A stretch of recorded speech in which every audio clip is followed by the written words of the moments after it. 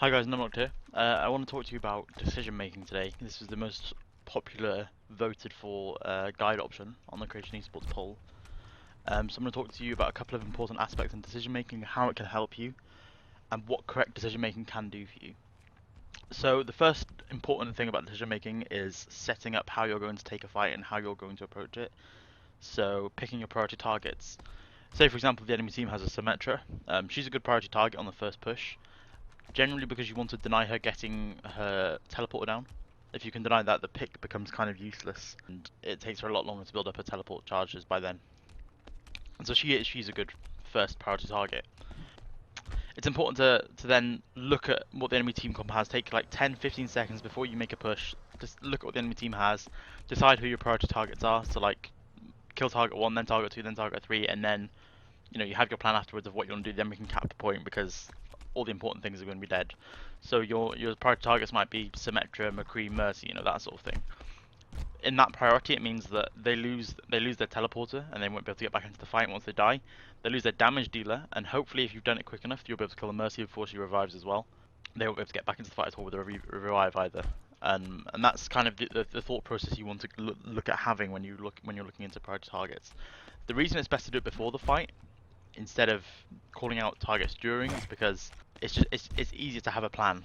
That plan can save you the 10 to 15 seconds that you take to think about it before you actually take the fight can save you minutes on a failed push. If you fail your push, you're gonna have to come back at it. It's gonna take you another 30 seconds to even be ready, another 20 seconds to actually push in and start the fight. So it's really important that you're looking to cut corners and save as much time as possible, especially on payload where time is of the essence. So plans help, and you always want to have a plan in mind before the fight starts. The other important aspect of decision making is thinking about what ults you want to use exactly during a fight. Say for example your team has 6 ults, you are almost guaranteed to win that fight if the enemy team doesn't have as many ults as you. The important thing though is that you might not need all the 6 ults. Say for example you have a Zarya and a Genji on your team. Yeah, they're all synergize great together, but if you also have a Winston on your team, you might not necessarily need to use the Genji ultimate. You could just use a Symmetra ult, because obviously Winston jumping onto the enemy team, that's going to do 50 damage if he lands right on top of them. Then his lightning cannon does 60 damage a second, and your Genji's dash will do 50 damage a second, 50 damage rather, sorry, to everyone he dashes through. And then obviously his shurikens, his melee, whatever. And every time you get a kill on the people within that ultimate, his dash is going to reset and you can do more and more and more.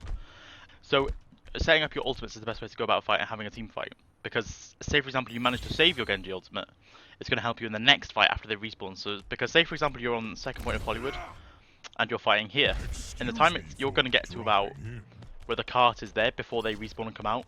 And if you don't have any of your ultimates left and you wipe them, they have all of theirs, they're going to win this fight. So try and make sure you only use the ultimates that you've planned for and set out to use is important, because then it can save you in the next fight, because you're still going to have some really important ultimates. Say for example you still have the Genji ultimate, that's two hits on a Mercy and she's dead.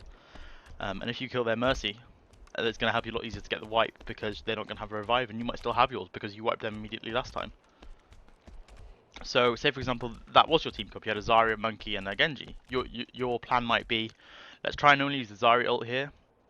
Don't use Genji ult unless they use Lucio ult, because obviously if they have Lucio ult, you're not going to have enough DPS to burst through the shields as well. So you're going to want to use Genji ult to maximize your DPS and hit as many people as possible for as much damage as possible. So you can obviously dash, Genji ult, slash dash, slash, and just continue to do that as you get kills. And that's the correct plan that you should have going into a team fight.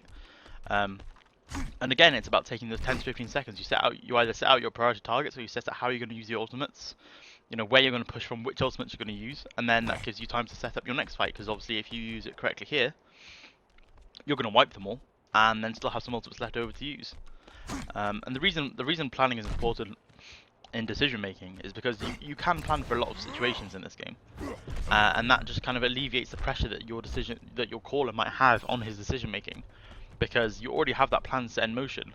He just needs to think about which plan it is you want to put in place in the middle of the fight, because that's a lot easier to think about than calling out exactly what everyone needs to do without having a plan, because everyone's not going to be on the same page then. Whereas if you set up a plan, say, right, this is what we're going to try and do, these are the picks we're going to try and get, and these are the ults we'll try and get, and this is where we're going to push from. If that doesn't work, we'll, you know, try and push somewhere else. But you have a plan in place there anyway, rather than just kind of jumping into the fight and saying, right, they have this class, we need to try and kill this class, but it might be too late. Because, you know, your Winston might have jumped here to go on to Soldier or whatever, but then you realise, oh shit, they have a Soldier, they have a Symmetra here. And then you know, you realise that you need to kill the Symmetra, but you've got no one to jump on it because you've already used your abilities. So it's important to set out priority targets, call those targets when you see them. So obviously as you're rushing through here, you're going to be looking for your first jump immediately. So you know, if Symmetra is your first target and for every reason she's on the cafe, you're going to like Symmetra cafe, and then you're going to jump up here immediately and you're going to pressure her. And then, you know, that's your job done. You can also set out priority targets for specific players on your team. So, you know, your Winston might be going on Symmetra, but it might be important for your McCree and Reinhardt to go on the enemy team's McCree. But yeah, so that's. I hope that video guide has helped you guys on what to think about when approaching team fights and how you should be making decisions and what decisions are the correct decisions to make, how to make plans to make decision making easier. Hope it's all been helpful. Thanks for watching, and see you later.